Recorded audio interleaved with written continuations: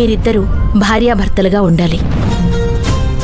ఇంటికి వెళ్ళాక సత్య గారికి ఏ కర్రీ అంటే ఇష్టమో తెలుసుకోవాలి.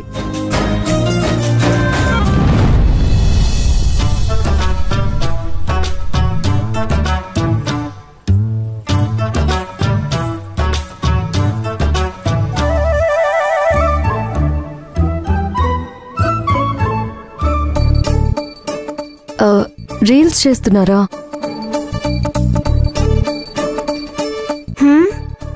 అవును. సత్య గారికి ఏ కర్రీ అంటే ఇష్టమో తెలుసుకొని ఆ వంటను నేనే స్వయంగా చేసి సత్య గారికి పెట్టాలి. శ్రేయా ప్రియా, ఏంటదినా? మీకు ఏ కర్రీ అంటే ఇష్టం? మాకేదైనా ఇష్టమే, మేము అన్ని తింటాం.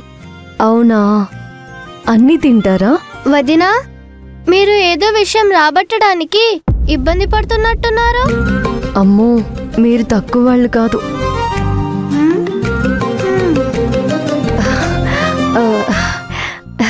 సత్య గారికి ఏ కర్రీ అంటే ఇష్టం?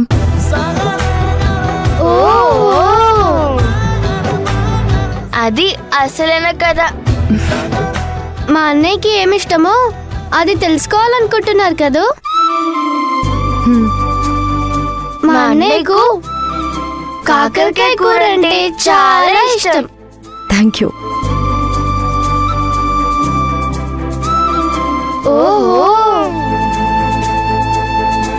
శ్రియా, మంజు విషయం చాలా దూరం వెళ్ళింది. ప్రియా, ఈ విషయం అమ్మకు తెలీదంటావా? తెలీదనుకుంటా. తెలుసుంటే మంజు మొహంలో నవ్వు మాయమయ్యేదిగా. పద పద.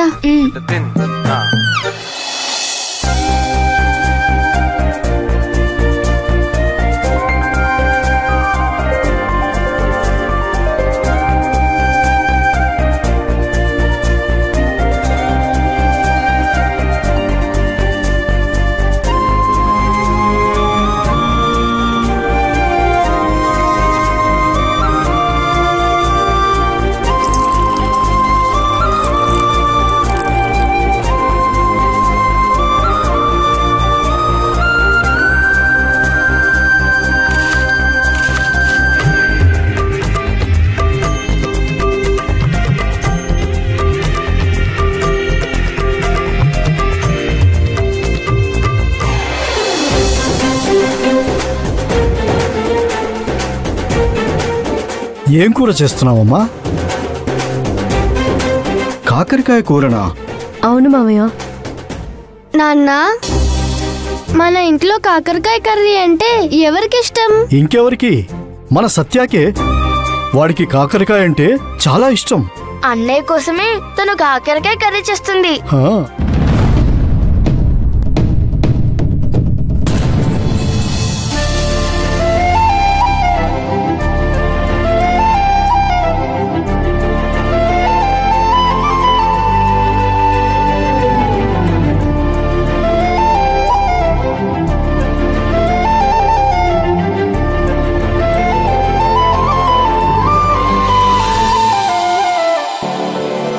భర్తకు ఏ కూరంటే ఇష్టమో అది తెలుసుకొని భార్య వండి పెడితే వాళ్ళెప్పటికీ విడిపోరు.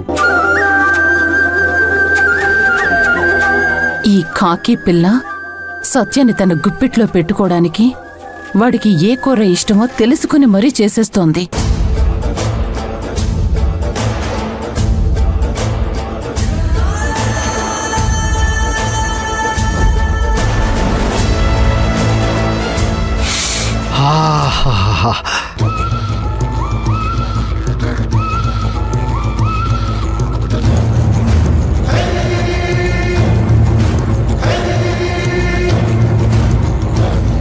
అమ్మా, వాడి కాకరకాయ కూరతో భలే ఇష్టంగా తింటాడు.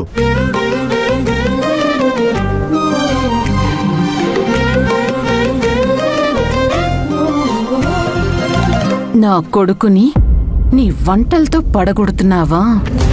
చెయ్యి చెయ్యి.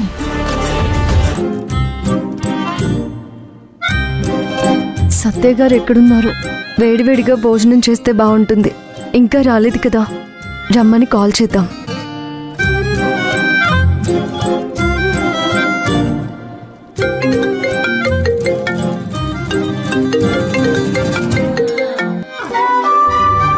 హలో. సత్య గారు ఇంకా రాలేదేంటి? మంజు మేడం, నేను ఎమ్మెల్యే అన్న పార్టీ ఆఫీస్లో ఉన్నా. నాకు చిన్న పనుంది, నేను ఇప్పుడే రాలేను.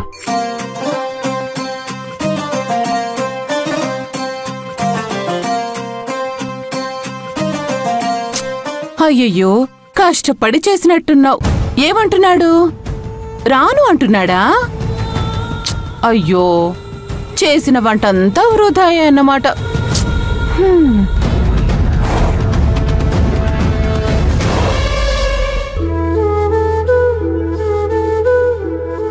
చూడమ్మా, నువ్వేం బాధపడకు.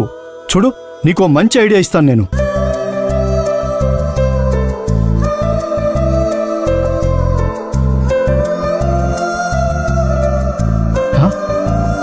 సరే మావయ్య.